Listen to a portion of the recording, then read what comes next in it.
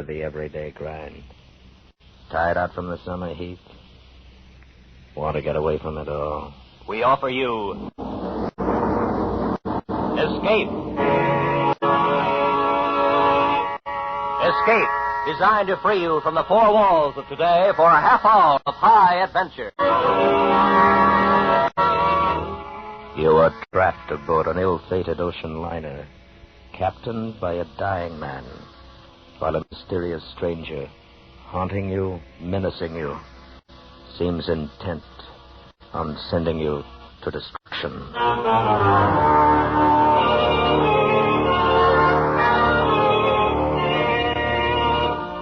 Tonight, we escape to mid-ocean and to the strange passengers aboard a stranger ship, as James Gould Cousins tells it in his gripping story, SS San Pedro.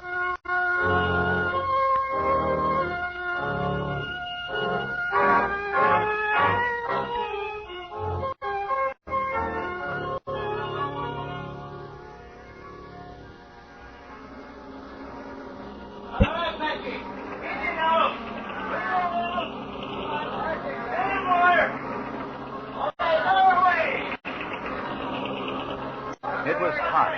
The heat rolled up from the Hoboken waterfront and drifted in waves across the open bridge deck where I stood. The last few loads of passengers' luggage were being hoisted aboard. In 30 minutes, the whistle on the forward stack would sound off, and the cargo liner San Pedro, carrying 172 passengers, 200 in the crew, would nose away from the pier and start the long run south to Buenos Aires. Then she'd become the great living animal she was meant to be. No longer something built of paint and steel and tied to a pier.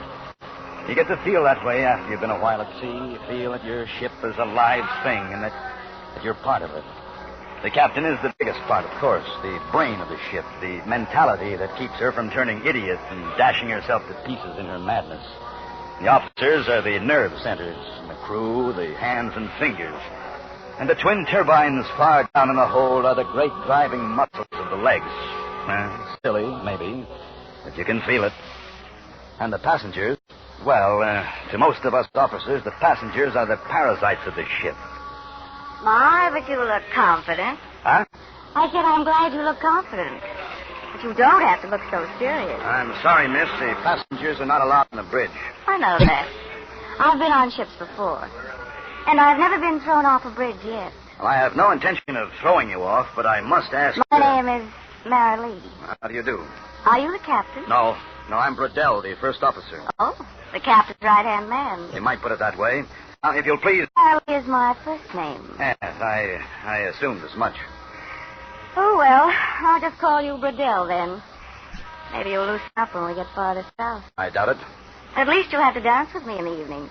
Part of your duties. Well, I'll be happy to, in the line of duty. A regular machine, aren't you?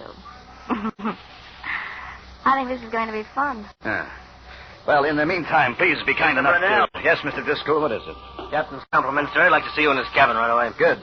Take charge of the bridge, Mr. Driscoll. Right.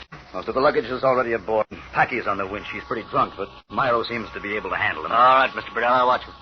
And please make sure the young lady finds her way back to the passenger deck. Don't worry, Bradell. I know how to get any place I want to get.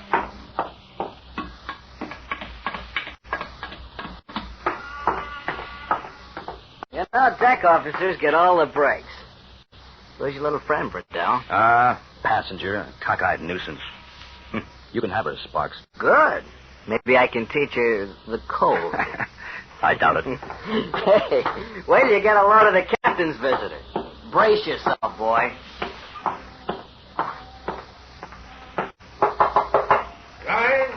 Come.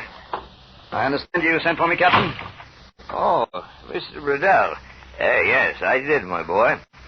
Everything in order on deck? Yes, sir. We'll sail in about 20 minutes. Good, Mr. Bradell. Oh, I'd like to present a friend of mine, Dr. Percival. How do you do, Mr. Pedro? I don't wonder at your surprise. My appearance is somewhat strange. I'm, sorry, sir. No. I'm quite used to such a reaction. I am well aware that I closely resemble a corpse. Mr. Riddell, I wonder if you'd mind showing Dr. Percival around the ship. Well, Captain Clendenning, we sail in 20 minutes. A very brief tour will show me all I wish to see, Mr. Riddell. Well, maybe after we get underway, I can show No, Dr. Percival isn't sailing with us, Mr. Riddell. It shouldn't take more than a few minutes. I'd show him around myself, but I'm not feeling too well. The man wears out, I guess. Starts to break down. Like a machine. Like a machine. That's what she said. What's that, Mr. Riddell? Nothing, sir. Well, shall we get started, Dr. Percival?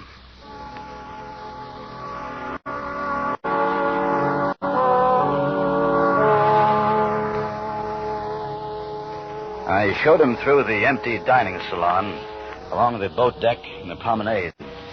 We opened the bulkhead door and looked down through the gratings into the engine room. And everywhere we walked, people drew back and stared silently until we passed, and then whispered together behind us. We met Marilee, and she started to speak, and then her face turned white, and she passed us without a word. Dr. Percival paid no attention to any of them. His gaunt gray face never changed expression, and those dark, hollow eyes stared straight ahead. His twisted hands were covered by gloves made of soft gray leather, and he reached out with them from time to time and touched things as we passed, almost caressing them. It was almost repulsive for some reason. Finally, we wound up at the port rail of the officer's deck, and I showed him how to reach the gangplank. I presume these are the officers' quarters along here, Mr. Riddell? Yes, that's right. The port cabin's here, and the same thing over on the starboard. There are a few spares we use for sick bays when we have to. I see. Nearly 400 people on board. Quite a responsibility, especially for the captain. Yes, he has his hands full, all right. And if something should happen to him? Oh, well, I'm just in charge, only nothing will happen. What causes that sound? Right, Myro. Oh, they're the ship's engines. We'll be hearing them for the next 10 days. Mm-hmm. Mr. Bradell, have you noticed that your ship is not floating level? Huh? This side of the deck, the port side, I think you said, is a good deal lower than the other. Yeah. Yes, we do have a slight list of port. I hadn't noticed it. Well, it's nothing serious. We'll correct it with the ballast tanks as soon as we're underway. Now, sir, if you'll Mr. Bradell, the captain is an old man. He's in bad shape. Well, not according to the ship's doctor. I am his doctor now. Well, I don't believe I care to discuss it, sir. Nor I. I only mention it. Thank you, Mr. Bradell, for showing me what I wish to see. I'll be going now. Fine. Glad to have had you aboard. Now, straight down the ladder now.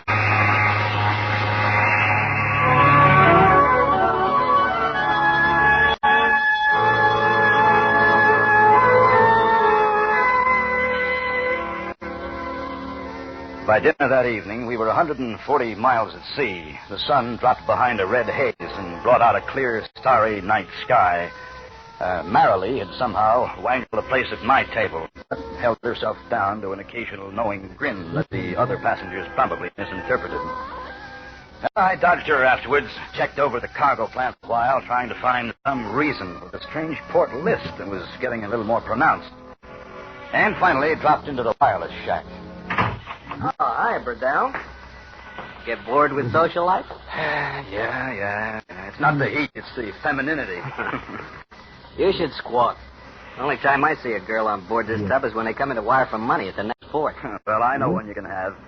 And that's just the one I'd take, too. You're crazy, Bradell. Maybe. You picked up anything? No. I've been talking to the Toledo. It's about 100 miles ahead of us, making 17 knots. So we'll probably tail her all the way south. Yeah. Oh, she started hitting some bad weather about an hour ago. Guess we'll be getting it, too. Probably make all your lady friends seasick. Good. See if you can hurry it up. There's the captain in the chart room. Yeah. Called from here 10 minutes ago. Hey, how'd you like that character that came aboard to see him? Oh, Dr. Percival? Uh-huh. You can have him, too. Well, See you later. Right. I'll let you know if I get any more in the storm. Right. So long.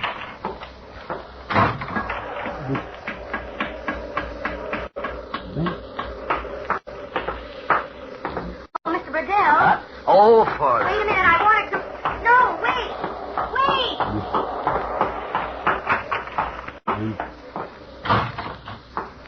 Good evening, Captain. Oh, Mr. Riddell, I've been writing up the night orders. Who has the first watch? Driscoll? Yes, sir. Then Eberly. Good. By the way, Mr. Riddell, I appreciate your showing Dr. Percival around this afternoon. Oh, I'm glad to do it, Captain. Say, is he an old friend of yours? No. I met him quite recently. Mr. Riddell, what's this port list? It's getting worse. Shows 8 degrees on the clinometer now. Well, I've had one pump on the ballast tank since 3 o'clock. You better put on another one. It worries me. Bad weather up ahead, you know. Yes, I just talked to Morris. Wonder if we're making any water. I don't think so. I'll check with the engine room if you like. Yes, I wish you would. You can't afford to take any chances. Adele here, McGilvery. Captain wants your bilge soundings. Call him back. Right. Chart room. I'm tired tonight, Mr. Riddell. Don't feel so well. Guess a man's bound to get old sometime. Oh, well, that's still some years ahead of you, sir. I doubt it. Doubt it very much. Well, can't do much about it. Oh, I meant to tell you. The steward reported this afternoon that he couldn't get into number 7 port cabin on the officer's deck. He couldn't get into it. The door seems to be stuck. Don't know what's wrong. We should look into it. Oh, all right, sir. I'll have Milo look into it. I think he's up on... that must be the engine room. Bedell. Right. Right. All right, thanks. And McGilvery says all the bilges are dry, sir. Good. Well, I guess there's no reason why they shouldn't be at that. A man gets old. Well, I'll go to speak to Myro, Captain, and see about putting another pump on the ballast tanks. Good. I'm going to turn in a few minutes. Good night, Mr. Riddell. Good night, Captain.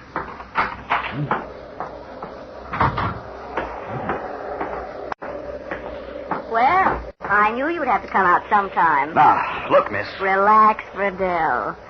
You have a terribly romantic profile. We're getting closer to the tropics all the time. I've been there before. Yes, I'll bet you have. Now, listen. If you Oh, want to why go... don't you be human for once? You keep on and you'll end up looking like your ghoulish friend you're showing around this afternoon. He was no friend of mine. There should be a rule against taking passengers who look like that. It gives me the creeps. Well, for your information, we didn't take him. He went ashore. Oh, you'd be a good liar, Burdell, if I hadn't seen him myself a half an hour ago. Huh? Where? He went into one of those cabins right down there ahead of us. On the officer's deck? Mm-hmm. You didn't notice which one? Yes, I did, as a matter of fact. It was number 7. 7, huh? All right, come on. Now, look, Burdell, I don't want to meet the guy. I don't want to have anything to do with him. It gave me the shivers just to look at him. Did it? Is this the one? Number 7. Yes. Mm-hmm. You notice the little crossbar on the door handle? Yes. It's turned straight up and down? Yes. That means the door's unlocked, huh? Right. But it doesn't open. That's right. Because it's jammed. The steward reported it this afternoon, not a half hour ago, so you're not much of a liar yourself. But I saw him go in the door. Oh, sure I you tell you, I did. did. I saw him. Anything wrong, Mr. Riddell? Oh, Myro, no, nothing's wrong. This door is apparently jammed. We should try to get it open when you have a chance. All right, sir. And Myro, when you do, please advise this young lady. She's very curious about what's inside the cabin. Good night.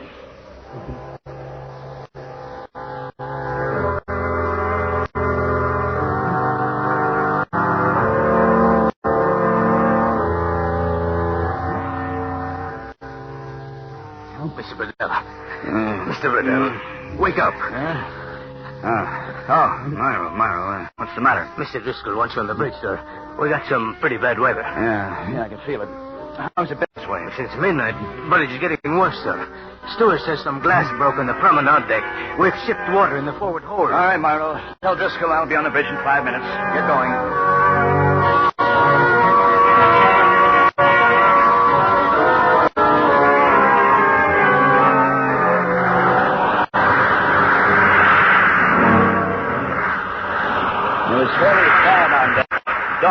just breaking, with light enough to make out the long, high swells charging into us one after another, tops of their crests ripped and torn by the driving wind. We were taking them on the quarter, rolling pretty badly and shipping water on the port bow every roll. And if anything, that list had grown worse during the night. Oh, glad you're here, Mr. Bradell. Having a rather bad go of it. Yeah, well, we've seen worse. Has the captain been called? No, sir, I thought I'd better wait for you. Right, there's no need to call him. Yeah, where's Eberly? Took some men down the forward hold. We're shipping water on the port side every time. Yeah, I know. Myro, see if you can get him on the phone. Good Lord. Well, we're listing 11 degrees now. Those pumps still going in the ballast tanks? All night, sir. The tanks are 2/3 empty now. I can't understand it, sir. I think the phone is dead in the forward hold, Mr. Bradell. I can get no signal. All right, Myro. You go on down there and see what the trouble is. Report back. Yes, sir.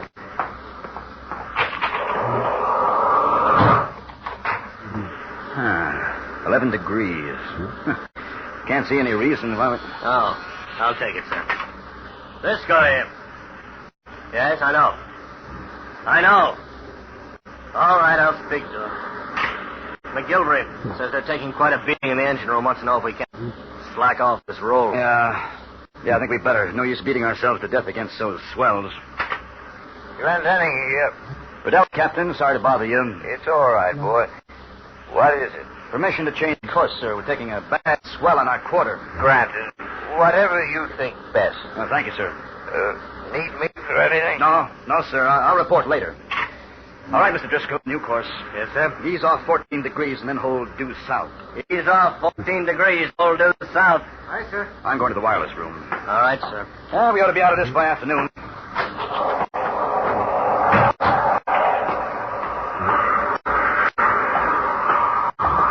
It's windy, isn't it? Marley, what the devil are you doing on deck? Getting rained on mostly. Haven't you got any sense? We're shipping water on the foredeck. You want to get washed over? Would you care, Bradell? Look, it costs money to stop a ship. Now, listen. Get below. I'm still waiting to see inside number 7 cabin.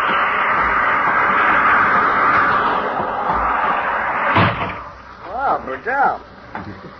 They're kind of shaking us well before using, aren't they? Yeah, just change the course. Should ease this roll a little. Morris, what's the nearest ship to us? Still at Toledo, about 70 miles south. They say it's raining down there. Can you imagine? There's nothing any closer, huh? Well, nothing that I've been able... Hey, you don't figure we're... No, there's no danger, Morris. Just routine. Well, I'll see what I can pick up. Static's not making it... Oh. Morris. Yeah, he's here. Deal. Thanks. Bradell speaking. Driscoll, sir. Yeah? McGilvery just called. Wants permission to put all pumps to work on the bilge. On the bilge? What for? Says we're making water from somewhere. He's got 40 inches in the stoke hole. It's probably coming from that forward hold. As soon as Eberly gets the bulkhead closed, we'll be able to... Wait a second. Hold on. Myro just came in. What'd you find out? Mr. Eberly needs more men, sir. Some of those big crates shifted. They knocked out most of the forward bulkhead. Knocked out. Mr. Driscoll. Yes, sir. Call the captain and ask him to meet me on the bridge immediately.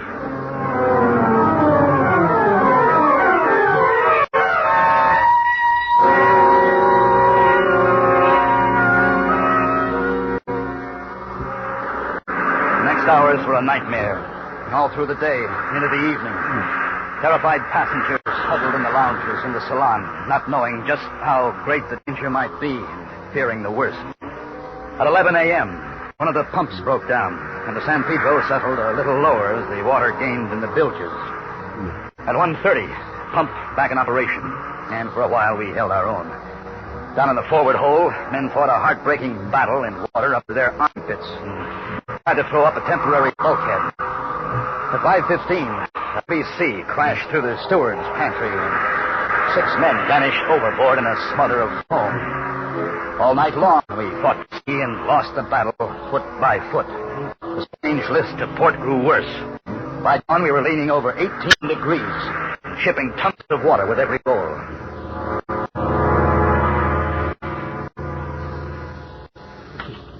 Driscoll here. Right.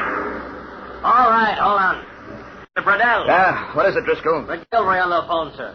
Says he's had to pull the fire in one boiler and he's going to in the second one. Watch out, you'll reduce speed to steerage way, otherwise he hasn't got steam enough for the pump. All right. Tell him yes. McGilvery, Bradell says okay. Take it now. 1/3 speed. All right, Helm. Speed to 1/3. Yes, sir.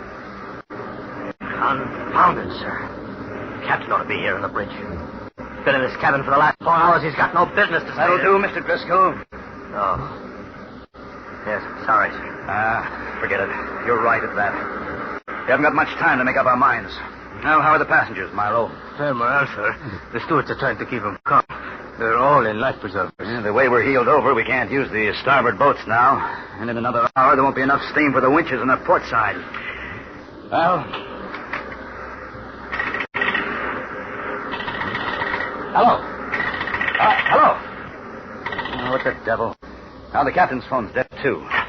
Myro. Yes, Mr. Liddell? Get on to the captain's cabin. Ask him to come up. Yes, sir.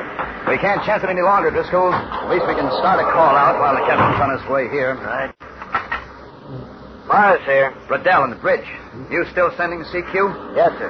Repeats at 5 minutes. You picked up anything? The Toledo. There's a Canard liner 100 miles north. Yeah, that's not much help. How bad off are we, sir? Bad enough you can start sending an SOS. Now, give me position on anything they pick up and stand by for further orders. Right, sir. This is it, then. Well, what else, Mr. Driscoll? It may be too late as it is. Mr. Riddell. Yes, Myro? The captain, sir. He's in his bunk, dead. Good Lord. Well, he was right then. Men get old. Machines wear out. I think he's been dead for some time, Mr. Riddell. Probably so. Myro, did you ever get that port cabin door open? I didn't have any chance, sir, but what difference does it make now? None, I guess. I just wondered. All right, Mr. Driscoll. Yes, sir. Put a general order on the PA. Emergency. All officers stand by boat station for Pedro abandoned ship. Yes, sir. Now, go ahead. Attention. All officers stand by boat station. Prepare to abandon ship. All officers stand by boat station. Prepare to abandon ship. All officers stand by boat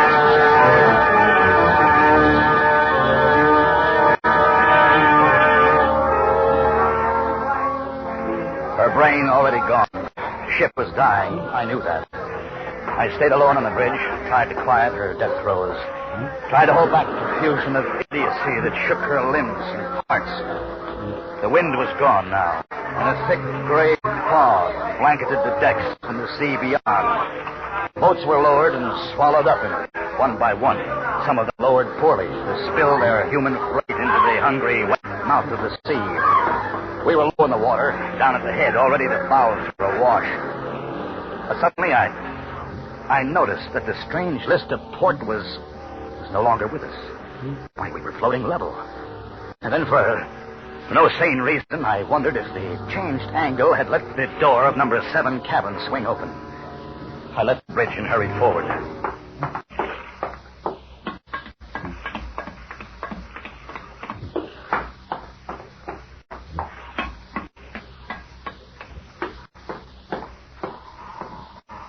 The door was ajar and swung gently with the movement of the ship.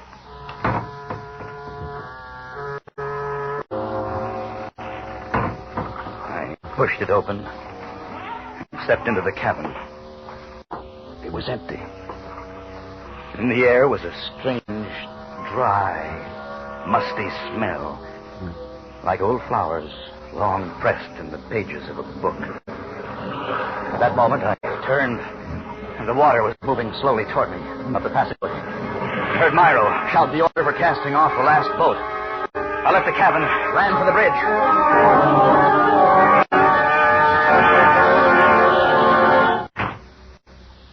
Hello, Bradell. Marilee, Glad to see me? what do you know? The last boat just went over the side. Sure. I was about to get in the boat. Then I changed my mind. Why? When it's your time, you can't do much about it. And I knew it was when he first looked at me. What are you talking about? When who looked at you? That guy you called Dr. Percival? He's not on board. I just came from cabin 7. It's empty. Of course it is. Now. He's out prowling around the boat somewhere. I saw him go ashore before we left New York. And I saw him 3 minutes ago. You're crazy. He was standing beside that lifeboat, the one I didn't get in. That lifeboat was your last chance to live. Why didn't you take it? I thought it wouldn't be so lonesome to come here and die with you. But you wouldn't have died. Oh, Bradell, don't you know yet? It wouldn't have made any difference no matter what we did. Not with Dr. Percival on board. What does Dr. Percival do with it? Everything. When that lifeboat hit the water, it capsized. I knew it would. So you see, I'd have died anyway.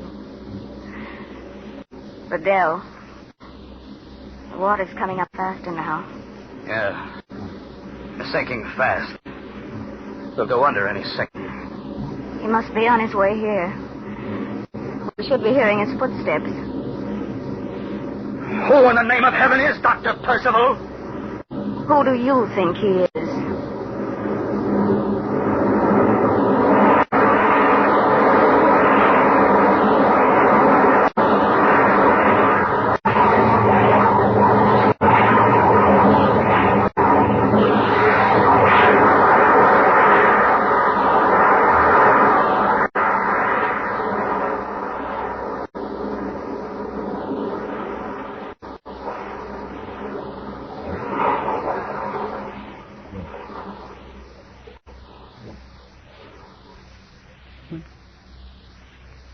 Escape is produced and directed by Norman McDonald. Tonight, we have brought you S.S. San Pedro by James Gould Cousins, adapted for radio by Les Crutchfield, with editorial supervision by John Dunkel.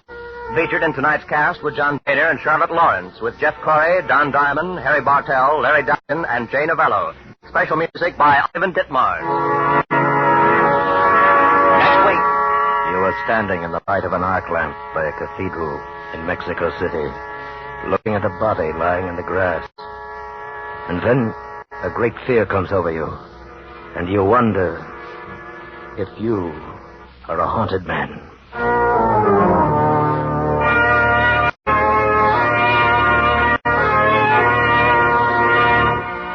Next week, we escape with Ralph Bates' most unusual story, The Haunted Man. Good night, then, until this same time next week, when once again we offer you Escape.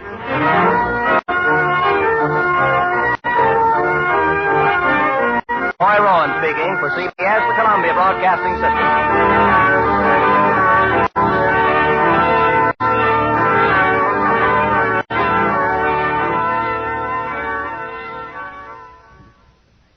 Spooky Ventures is the home for spooky content and spooky merchandise on the web. Check it out today at spookyventures.com. And remember, always keep it spooky.